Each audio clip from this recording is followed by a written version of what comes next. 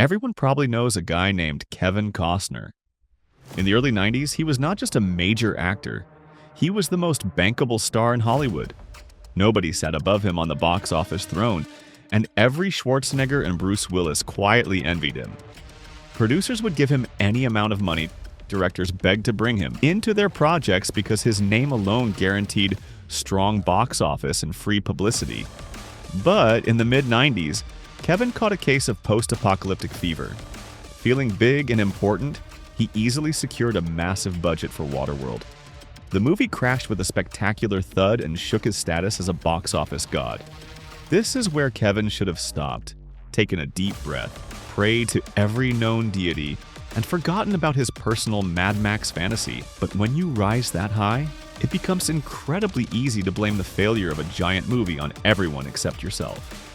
Convinced that Waterworld collapsed because of someone else, or maybe because of pure bad luck, Costner decided to make another post-apocalyptic epic.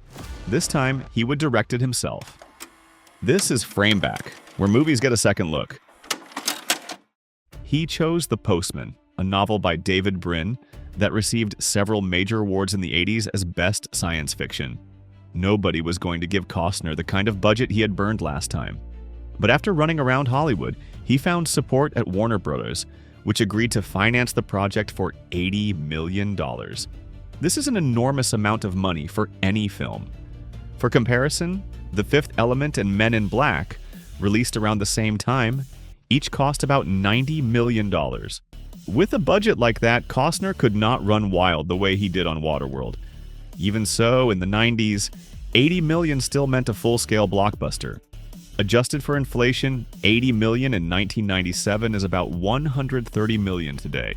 That is the range of something like Oblivion with Tom Cruise or Ant-Man from Marvel. But Costner did not want a typical blockbuster. He believed the strength of The Postman would come from atmosphere and drama. Why such a dramatic and intimate movie needed that much money is a rhetorical question.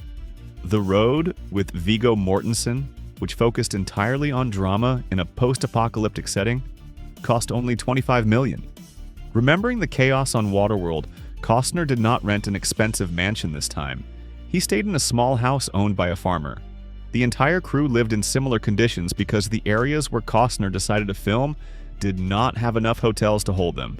Many people working on the movie had to rent rooms and guest houses from locals.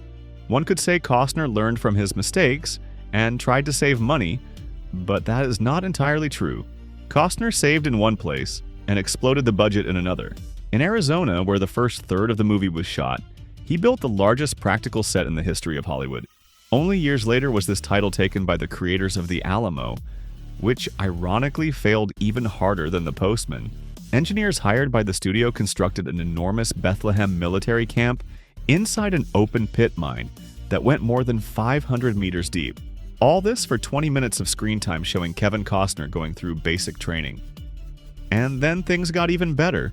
Costner constantly fought with Trisha Ashford, who was responsible for the film's visual elements. Ashford insisted that it would be cheaper and more practical to use visual effects for many of the scenes Costner wanted.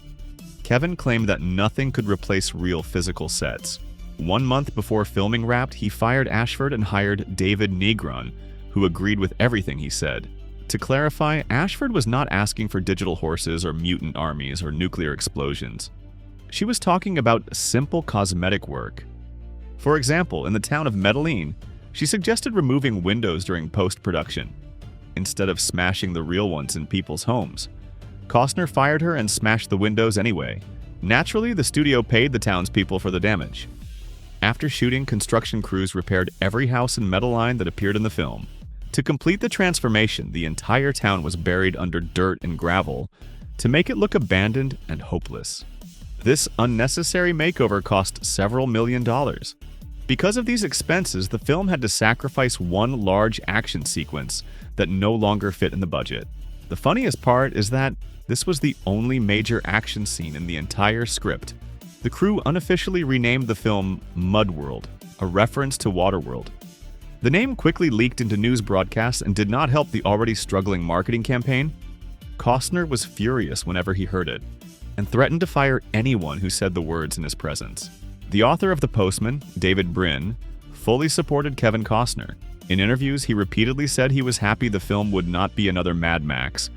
Or Waterworld Bryn believed those movies were made for small children, and The Postman would be serious and tragic science fiction.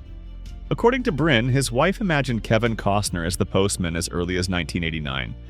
And after Dances with Wolves, she became even more certain. Bryn himself was proud that Costner had taken on the adaptation. Another controversial decision from Costner was his insistence on getting an R rating Warner executives resisted for a long time. But when it became clear that cutting the film down to PG-13 was impossible, they gave up. The premiere in December 1997 was a disaster. Everyone called it Mud World. The movie bombed in the United States and earned 5 Golden Raspberry Awards, including Worst Picture, Worst Actor, and Worst Director critics gave it an average score of under 4 out of 10. With a budget of $80 million, the film returned only $17 million through box office sales. Costner still had another contract with Warner for the expensive drama Message in a Bottle. It might have saved him, or at least slowed his fall, but that movie also failed, although less dramatically than The Postman. After that, nobody was willing to give Costner large budgets for his personal visions. In 2003, he attempted a return with another Western, once again sitting in the director's chair. Open Range earned some money and did not become a failure, but it never reached the success of Dances with Wolves, the film that made Waterworld and The Postman possible in the first place. That was Frameback. See you on the next Rewind.